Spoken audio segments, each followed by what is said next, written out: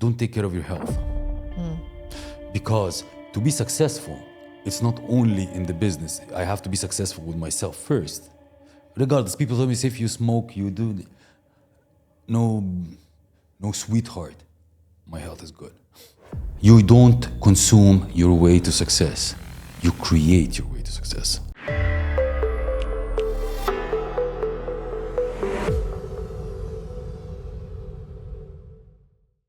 Hello and welcome to the Road to Success with the Lady Mayowa podcast. Today we have a very special guest. I mean, all my guests are special, as you well know.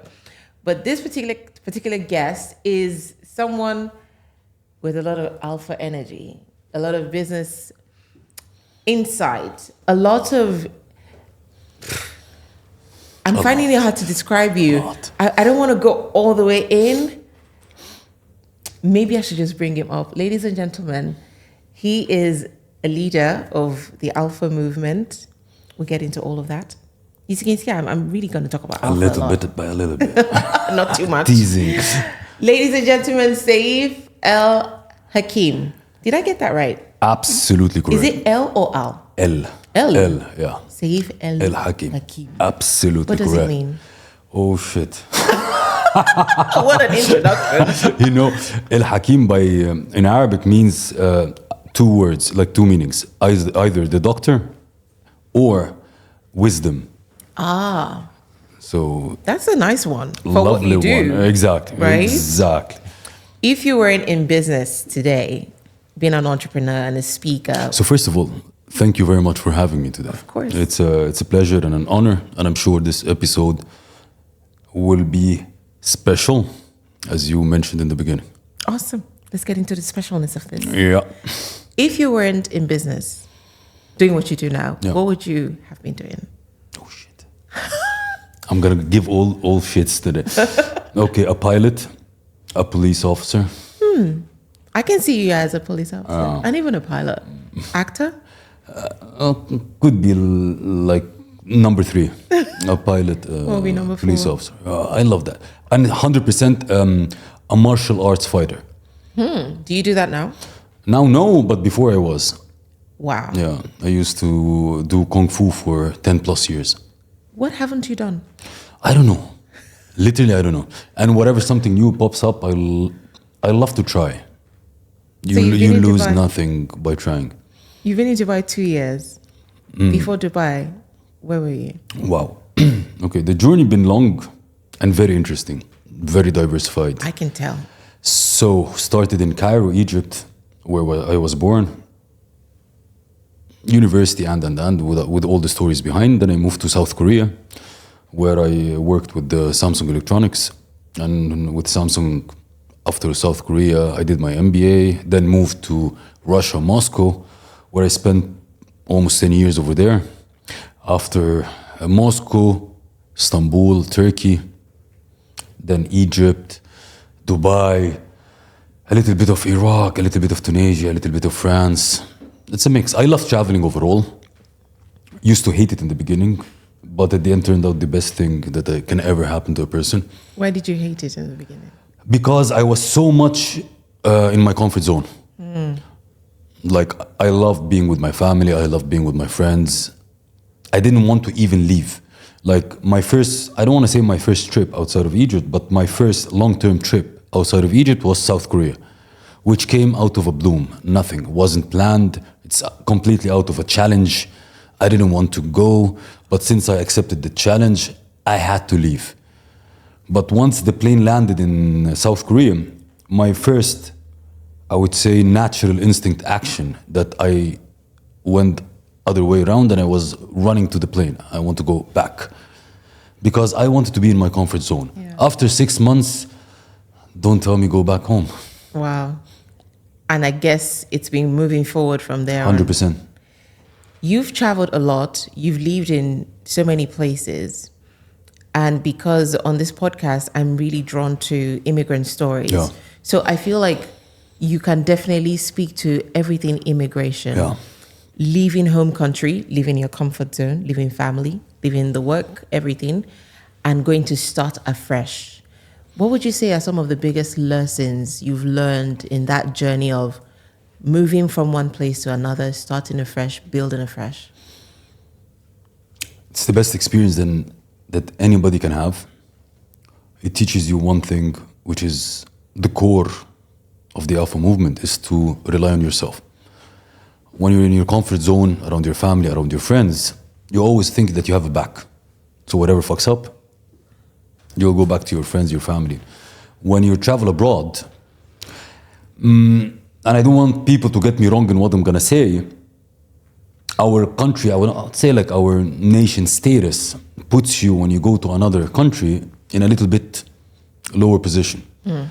So it made me push myself to a level that I want to outperform any single human being or soul, to prove myself, to myself first and to them, to be, I would say, accepted in the circle. Got it. So, and that's the immigrant, I would say, mindset. You have no way back. So you keep pushing. And that's happened to me in South Korea, that's happened to me in Russia. I remember my first day in Russia when I hit the office with Samsung, and I'm coming from Samsung headquarters to Samsung regional headquarters, and I'm coming in, and my boss at that time said, I'm coming with an MBA. And your alpha energy. Exactly. And coming from headquarters, and I'm saying, hey, I'm hey, here. you small boys. Exactly. He said, like, you see this corner over there, go sit over there. Like, literally like this. In bits and pieces, like, in a sarcastic way, there is a presentation, the color in it is red, change it to yellow, I like it. So even over there, you had to prove yourself so much in order to be accepted in the circle, people to start to rely on you. Why the hell do you need a foreigner to take a place of a local? So you have to, no, I'm up to this challenge, I'm gonna make it, and I'm gonna rely on myself. Because everything we do in our life, it starts with you. 100%. Taking responsibility of what you do, your actions towards it. And that's the best thing about traveling and being alone and starting fresh.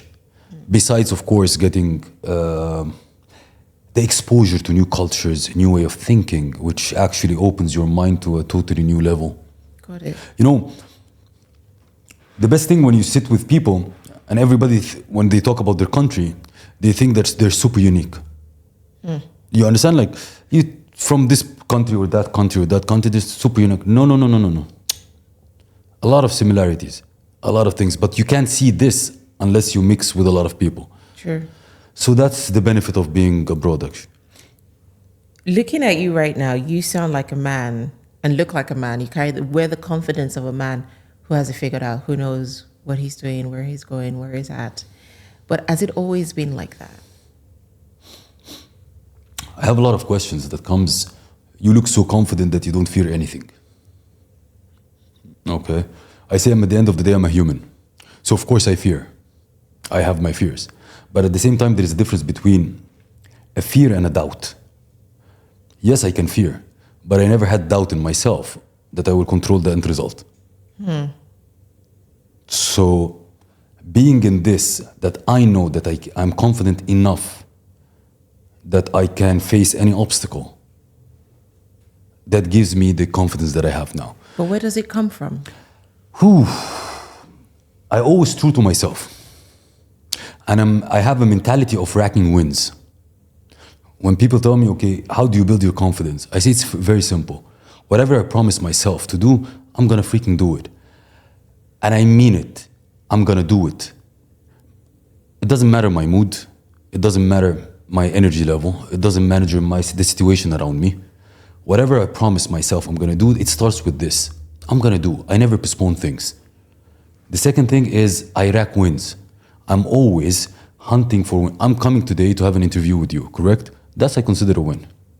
I came, we had a great conversation, we shared great value to people. That's a win. A win and a win and a win and a win.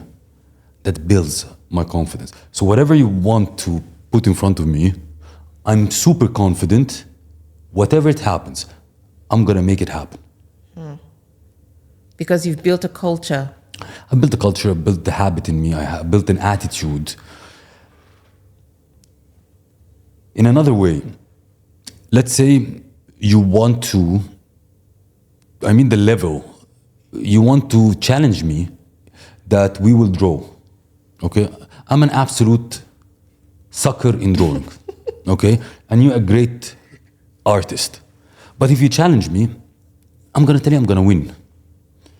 Not because I'm a great drawer now or an artist, but I know I'm super consistent and disciplined that I will keep after it Till you get it. until I be a master in it.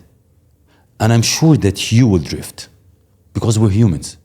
You will drift and I'm not gonna drift. Wow. I trained myself not to drift. I do a lot of things and people around me say like, what the hell you're doing? It's not needed. No, it will be needed in the future. Even if I don't see the result of it right now, but I'm positive that I'll keep doing it.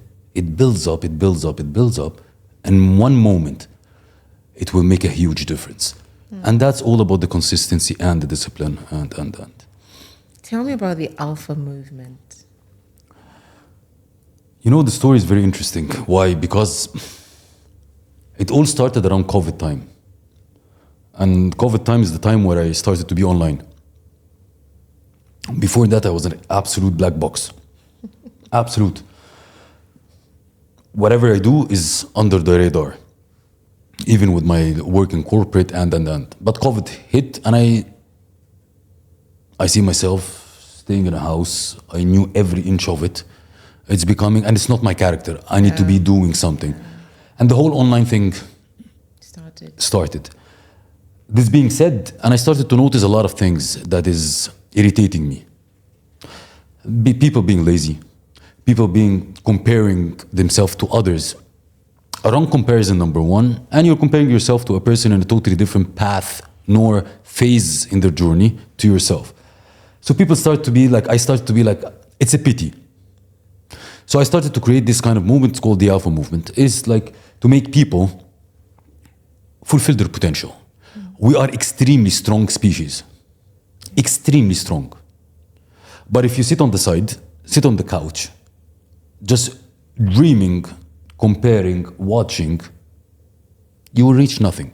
You die slowly. You will die slowly because at the end of the day, success is not in consumption. We are, I would say, betrayed in a way that we understand that success is more about consumption. And that's why you see a lot of podcasts, a lot of events, a lot of seminars, a lot of courses, a lot. That's totally opposite success. Success is about creation. What you're doing now, you're creating.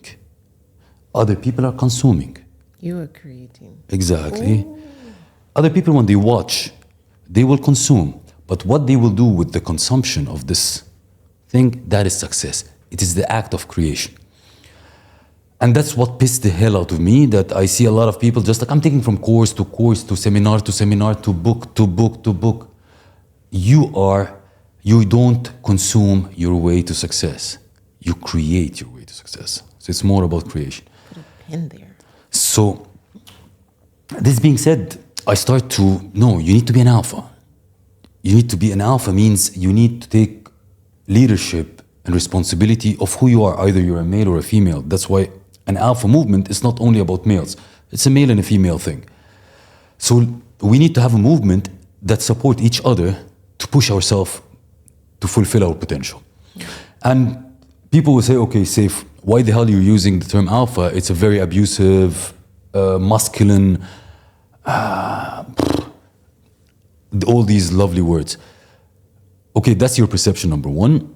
Number two, it is how I perceive an alpha is a leader, of course.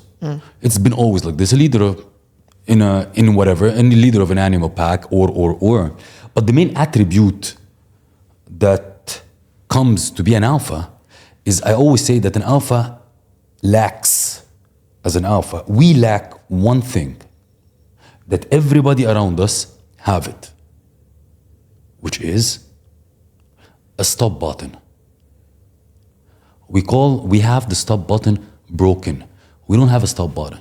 Keep going. Exactly. We're so obsessed by our goals that we can never stop. People around us will think that we're crazy, but we're not crazy.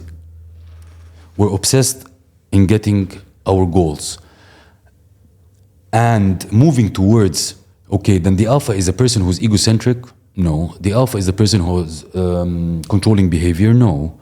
That's an old terminologies that used to describe an alpha. But what is the modern alpha? The modern alpha, the traits evolved by time. What is the traits of the modern alpha? It's going to be the what? The person who takes tough decisions. We're becoming so weak to make decisions. So weak. So the person who makes tough decisions, fiercely determined, persistent, impactful, influential, take care of the loved ones, carries the responsibilities. These are all alpha traits, the new alpha traits. Not the controlling behavior, not the selfish, the egocentric. But if you come and tell me if I'm getting all these traits and you will consider me selfish, then it's your perception. Can everybody be an alpha? Absolutely. Or should everybody even be an alpha? Absolutely. Everybody should wear an alpha hat in a way or another. The simplest example is a man and a female, a woman and a man in a relationship. A man is an alpha, a woman is an alpha. A woman is an alpha outside of home. When she comes home, she needs to put the feminine hat. Outside, she's an alpha female. She's hunting her goals, obsessed about her goals. But when she's at home, she puts the feminine hat. Everybody should be an alpha. Everybody should be an alpha. That's exciting. So you went from corporate to being full-on entrepreneur. What were some of the struggles in that transition? Committing a suicide. No way. No, not to that extent, but it's one hell of a transition. One hell of a transition. And I want you to picture this exactly. Like you are in a corporate, in a top of the pyramid of a corporate ladder, in a blue chip company. You're making all the money. You're making all the money. You are the money maker. You are all over the news. You're with the celebrities in and out. You're everything. And you suddenly go to become an entrepreneur, and oh shit, it's a totally different ballgame. There is no results. There is nothing. It's simply because it's a totally different ballgame. There is a set of factors, influencers, variables in a corporate world different than being an entrepreneur. The simplest thing is being a street smart, okay? Doing things with your own hand, like to roll up your sleeves and do things with your own hands.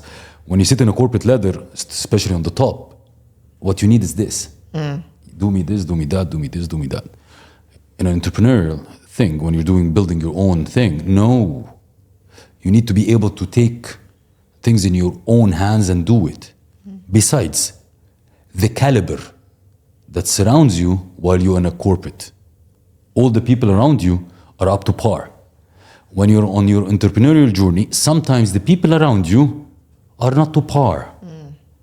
So all these things, I would say the first 6 to 12 months were hell. Absolute hell.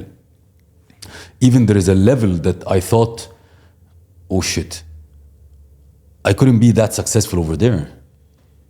And a super young age, like being a CMO at early 30s, it's a super young age.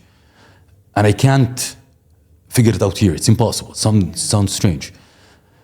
I lost my confidence, the self-doubt everywhere, like unbelievable. I remember the day that I woke up in the middle of the night and I went to the bathroom and I look in the mirror and I see a person that I actually don't know. Like, Who are you? who are you? Super, absolute confidence put it aside. There is no confidence, fully of self-doubt, broken. And you know the whispers that comes to your ears like, okay, Seif, go back to corporate. That's your place. And go back to corporate. And you know, at that moment, you remember the people that rely on you. Because being an alpha is meaning that you're carrying the responsibility not only about yourself and the people around you. So the people that I carry the responsibility, I will never put them down. So that kept you going? I broke this mirror and I said, I don't want to see this shit anymore. No, like literally? Literally, I took a vase, I broke this mirror. And at that time, I literally took my personal development to an absolute different level. I went back as if I'm a student. Learning from mentors, advisors. I want to get this thing up and running and successful. And I made it. So if you were to talk to someone who was crossing from corporate to entrepreneurship, who was thinking about it, who wants to do it but is afraid and doesn't even know how to prepare, what are 5 things you tell such a person? Okay, number 1, stop the bullshit and stop watching social media that burn the boats that everybody says. Okay? Being in corporate, it puts you in a position that I don't want to say like comfortable, but there is a cushion. So if you want to jump outside of corporate to become an entrepreneur, make yourself ready. In what sense? Develop the skills, have the financial backing. Otherwise, when you go jump from corporate to into being an entrepreneur and say like, I'll burn the boats, I don't care, I'll give it, I have a dream, I have a vision. Be realistic.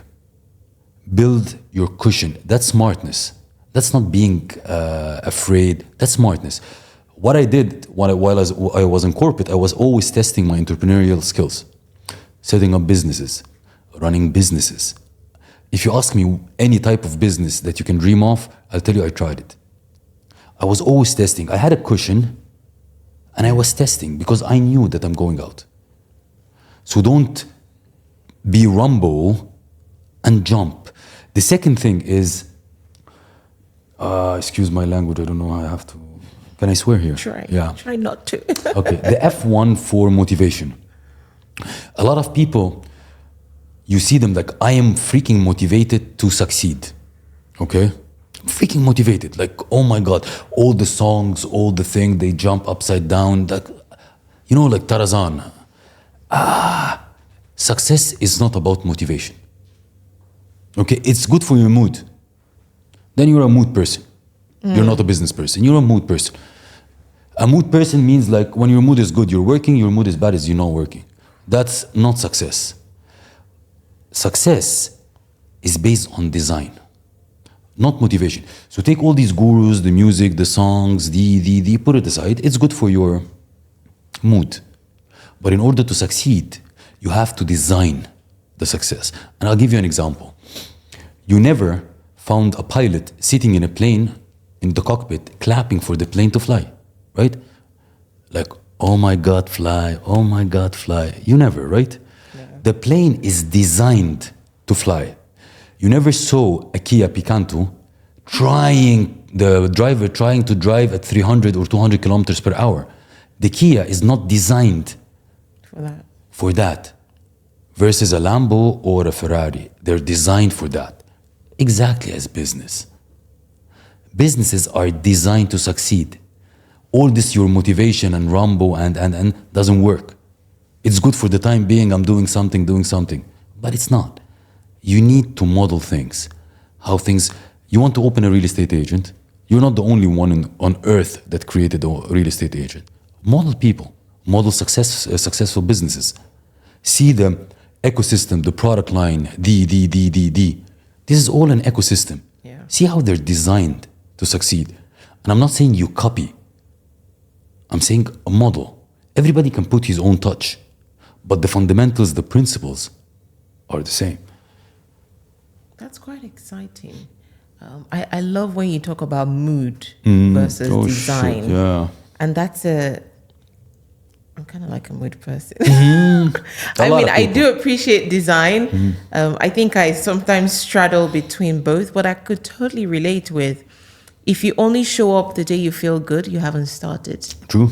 That is a big lesson. I think that's something everyone should take home. If you're only showing up on the day you feel good about showing up, you're probably not going to make it. 100%. And it's visible. And I can see people, and I know these people will be successful or not. How they react when they're down.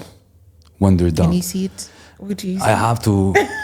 But if your mood is an influence in your action taking with regards to your business or your dream, you're not going to make it. How does anyone break out of that? It's a discipline thing. Regardless, whatever the hell is happening, I'm doing it. It doesn't matter. Tell me maybe 3 things that have helped you build discipline. For some people, it's maybe gym. For some people, it's diet. For some people, it's different things. But maybe 3 things that have helped you build discipline. Okay. Number 1, I'm consistent and disciplined because I'm a sports person by nature. Okay. So sports help in a way. So going to work out, whether I'm happy with it or not, it doesn't work. The second thing, I'm extremely organized with my kind of work schedule or my day schedule. There are like time blocks, bookends, that is unnegotiable. Like from this time to this time, I'm doing this. Whatever the hell is happening, whatever my mood is, whatever I slept late, I woke up early, I woke up late, it's just a matter in this block, I'm doing this, this and that. It doesn't matter. I'm not leaving until this is done.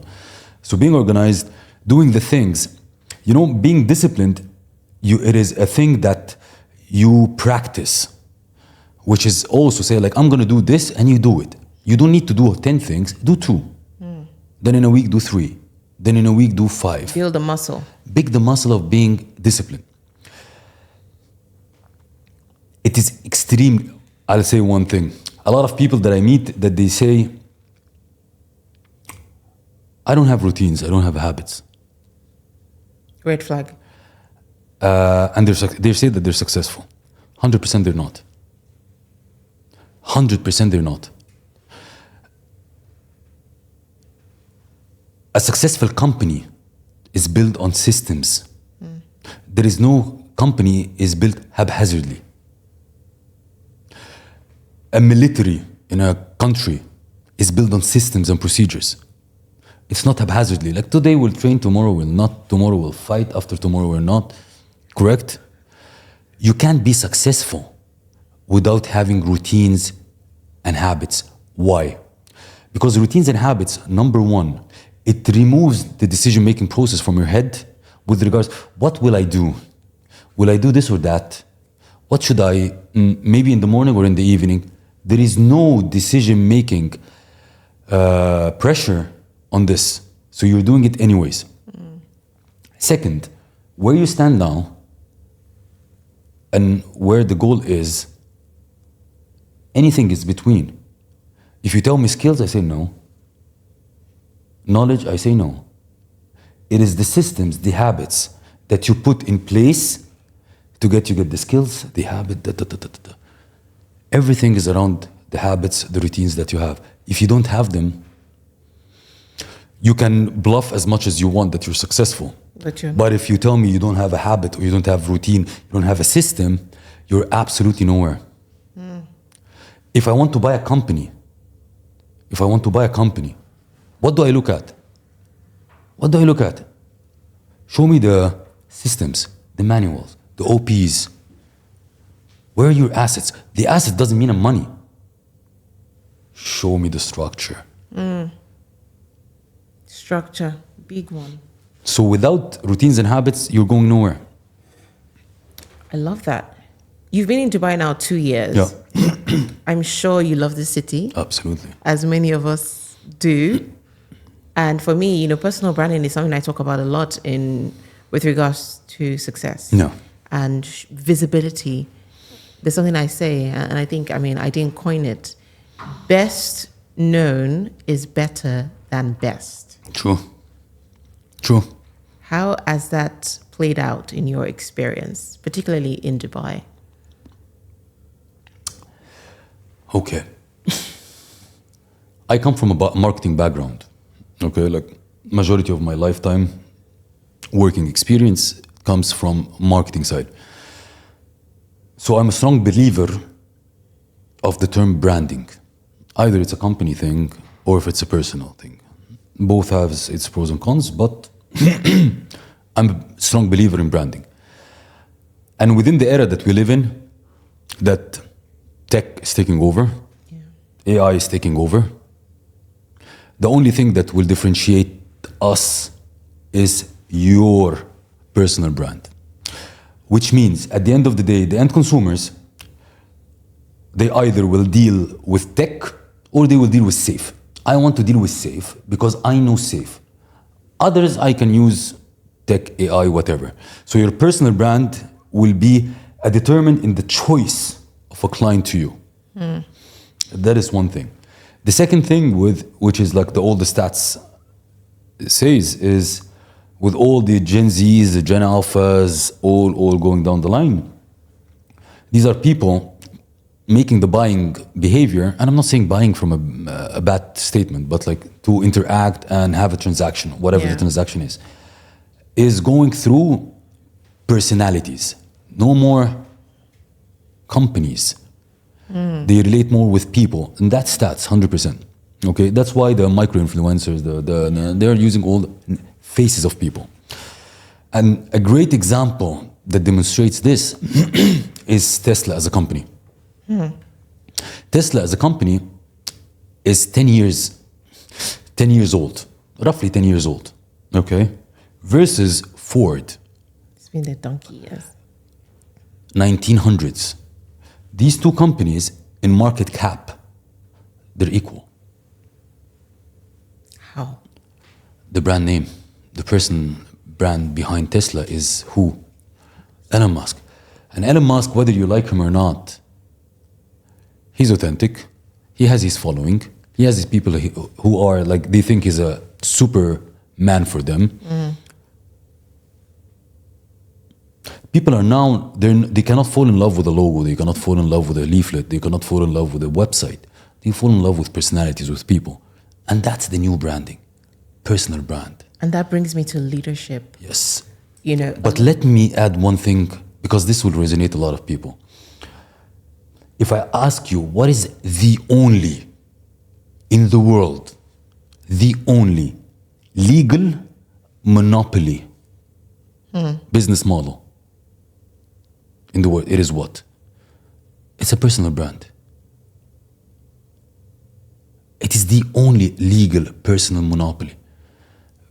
Absolutely. Like if government, competitors, whatever it is, took everything from you, they couldn't take that. they cannot take it, and you can bring it back. And we have a lot of examples, whether we like these examples or not. Like, let's say, Andrew Tate. Why did I have a feeling that his name was going to pop up in the Because conversation? They took from him everything, right? I'll put you in jail. I'll take your cars. I'll take your assets. I'll take whatever we want from you. You took it. Well done. He went out the same as before. That's the power of personal brand. And that's why we're saying it's the only legal monopoly. That's the power. I love that perspective. I mean, I teach personal branding, but I love this analogy that you've used. A monopoly. Nobody can contest that with you. 100%. They can take the business. They can take anything else, but they can't take that personal brand. 100%. How have you built your personal brand over the years? A super dedication, consistency, and giving. Interesting.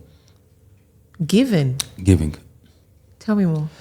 You know, sometimes people try to build their brands, it's all about their taking. All about me. Exactly. The strong personal brand is about your giving. Giving what though? Giving in what? Like you're sharing your expertise, you're sharing your knowledge, you're helping people. There's a big period of my time where I was doing everything for free. All my sessions, consultations, mentorship, gatherings, whatever, it was for free. Not because I just want to be for free, because I was happy doing it for free. The following that, the people that is behind you, that cheer for you, that I would say, I call them a tribe. Yeah. These are the people who build your personal brand. And it's not super easy to build a personal brand because a lot of people, I tell you, as we talked, they drift. They will do it 1 day, 2 days, 1 month, 3 months, 6 months. No results. Don't feel like it. There is no results. In absolute, there is no result. Yet. And you know, it's the example of, you know, this old style getting water from the ground. When you pump, you keep pushing, there is no water coming. You keep pushing, no water coming. You keep pushing, no water coming. If you stop, there is no water. But if you keep pushing a little bit, the water will come out. But when the water come out and you think that I'm done, I don't need to push more, the water will stop. You have to keep it going. You have to keep it going. And that's why I say it's a journey. It's Exactly. not a sprint. It's a journey. I love where this is going, and everything to me is screaming leadership. So I teach personal branding, public speaking as well. And in recent weeks, I just thinking about who my perfect sort of client or audience is. And I realized that in as much as to me, I was teaching personal branding, at the core of it, what I was doing was building leaders. Of course. Because you can't build a personal brand if you don't first see yourself as a leader, if you don't step into the mindset of a leader, if you don't build the confidence of a leader, if you don't even trust True. in the expertise that you have. And that for me was just like, wow, if I needed to rebrand my service, I would definitely make it speak to leaders, because I don't want to waste time with people who don't want to do the work. You know what the best thing is what? When people hear the term leader, they get scared. Like, oh shit, I need to be, oh shit. Responsibility. Exactly, oh shit.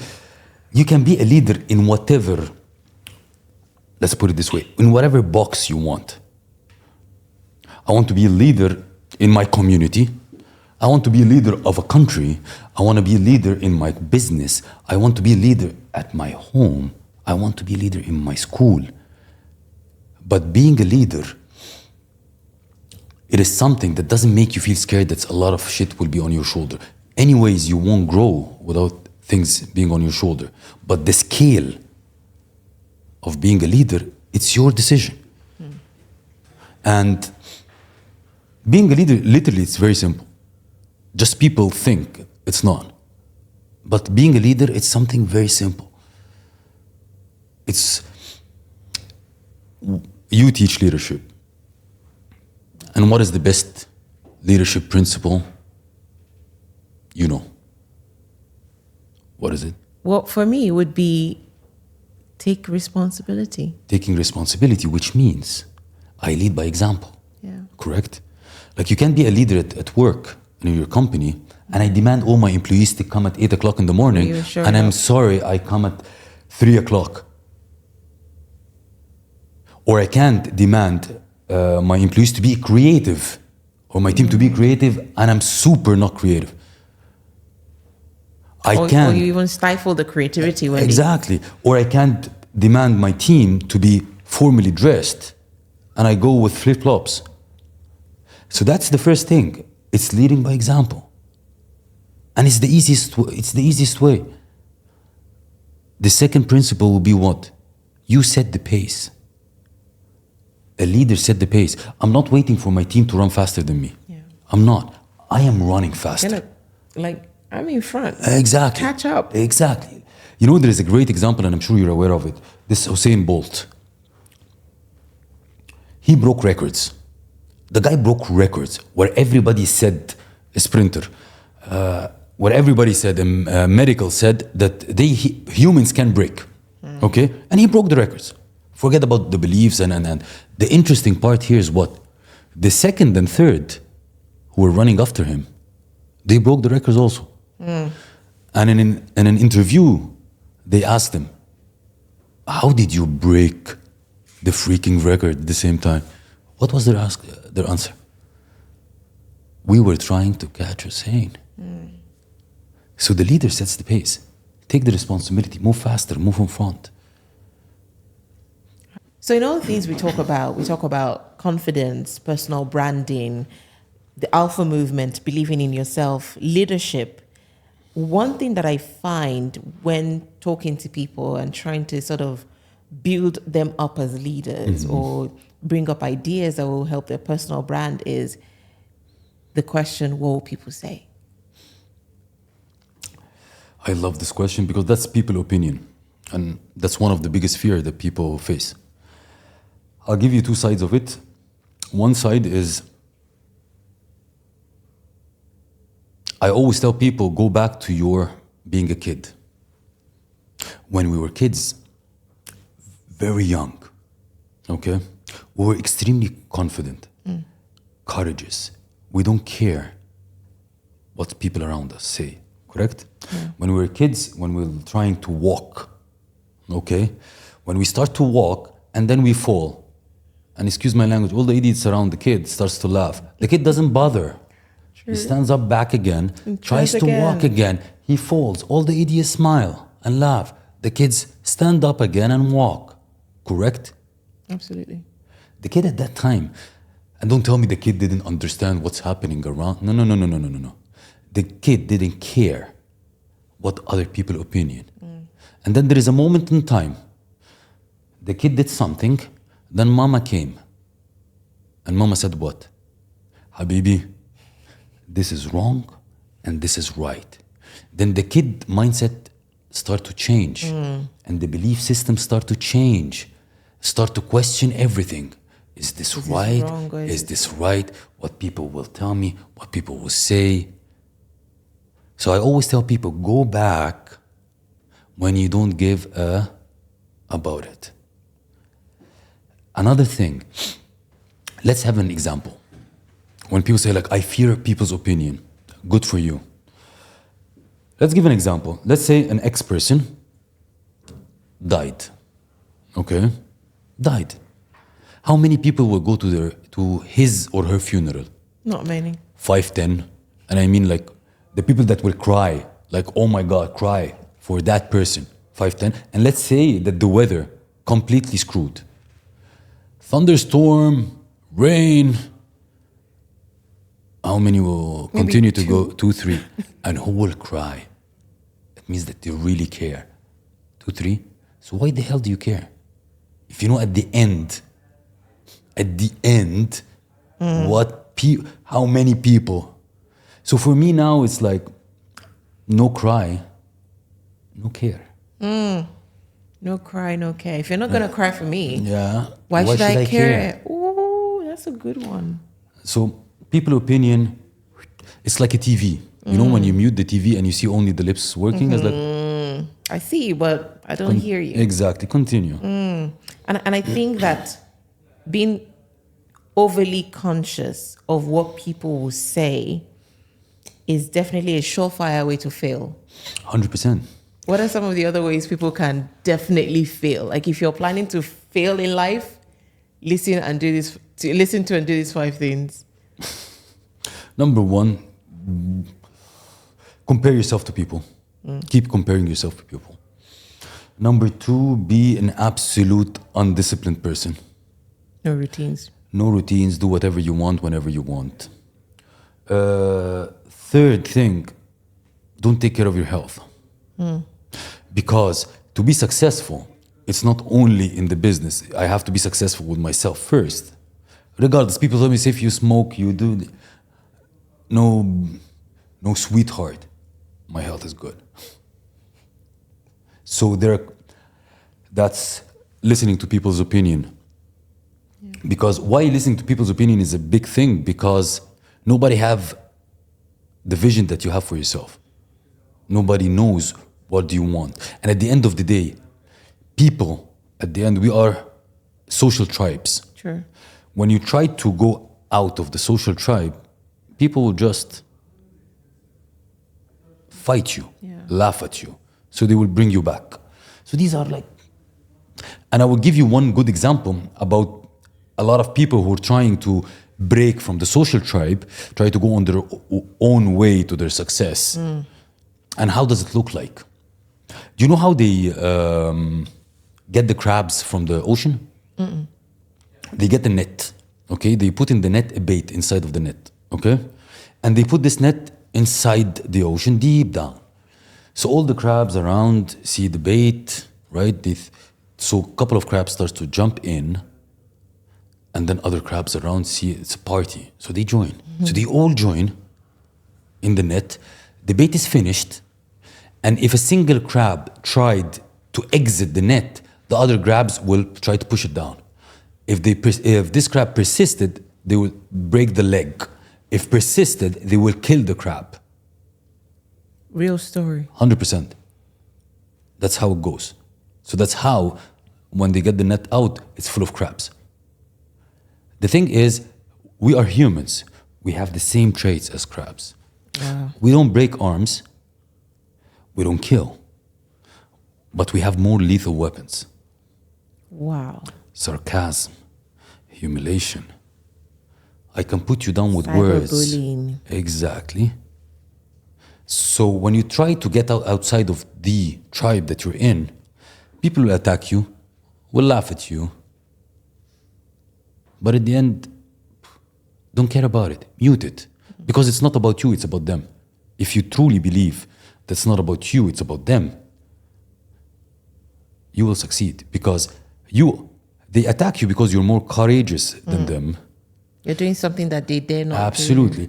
And when you did this, they have no more excuse. Because when you were with them, they look at the cover magazine, they see Elon Musk on it, they say like his father, his mother, his like, but oh shit, Seif is going. Look, oh shit. Come back here. Exactly, there is no more excuse. So it's not about you, it's about them. If you understand this very well, you're winning.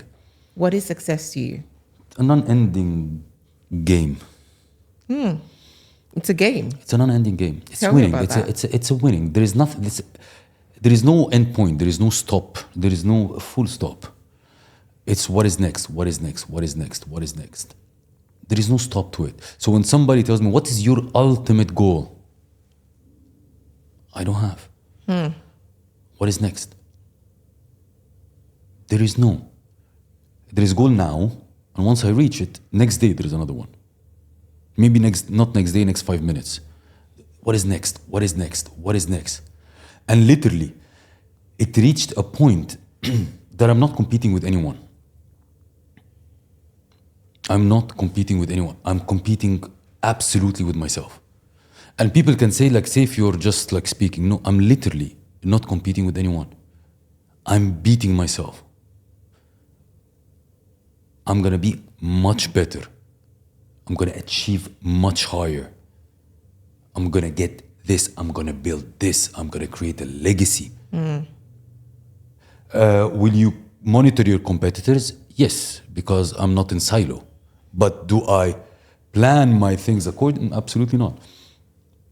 Tactical moves could be, but changing direction, impossible.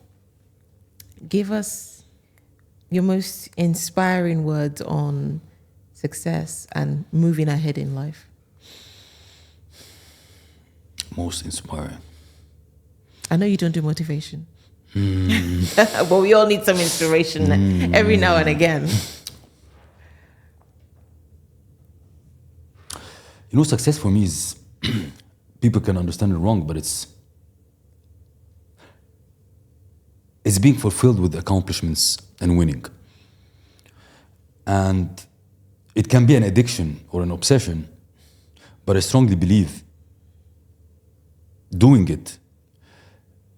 it's not only good for me, it's good for me and everyone around me.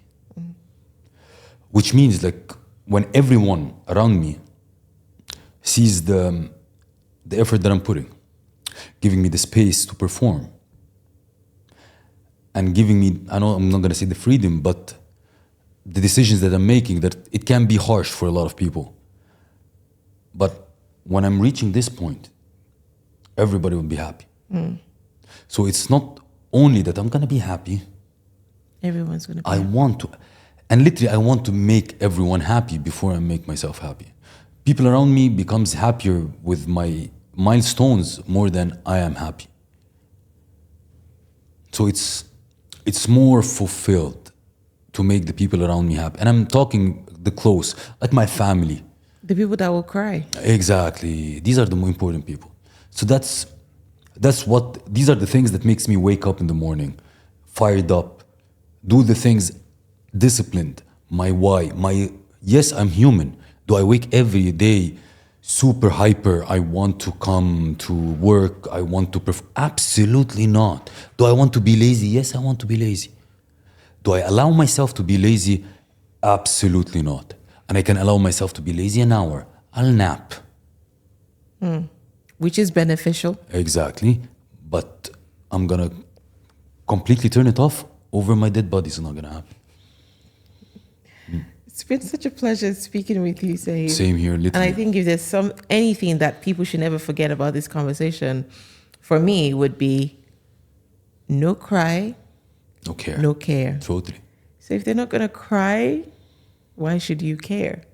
Thank you so much for joining us on the Road to Success podcast. It's a pleasure. It's been interesting getting into your mind, understanding how your mind works, your perspective on the alpha movement, and discipline as well. Thank you. Thank you very much. I enjoyed it to the max. It was a really lovely conversation. And you managed the conversation in a very interesting way. One of the few, I would say, interviews that got out of me these type of Oh my gosh. information. It's a pleasure, and I would love you to read the book, and we will talk about it when you read it. When we do this again. Yeah. Awesome.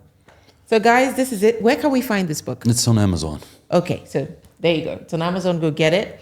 Unleash the alpha, and it's not alpha just for males. It's alpha for everybody. Males or females. Male or female, and The two everybody genders.